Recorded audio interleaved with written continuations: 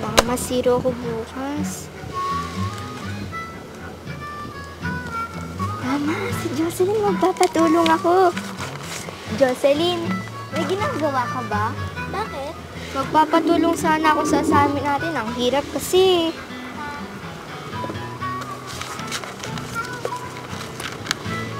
Madali lang to. Ganun, pwede mo na akong tulungan.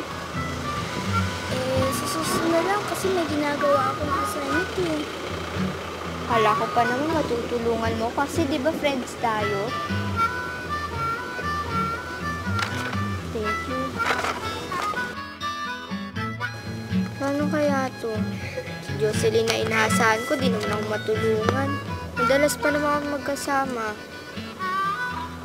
Tama si Bridget. Bridget, may ginagawa ka ba? Wala. Kumakain lang naman ako eh.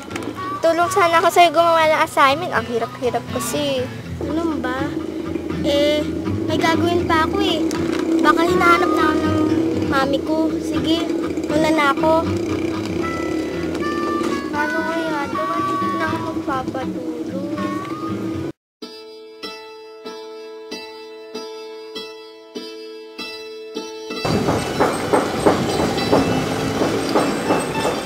Janelle, may problema ba? Baka makatulong naman ako sa'yo, oh.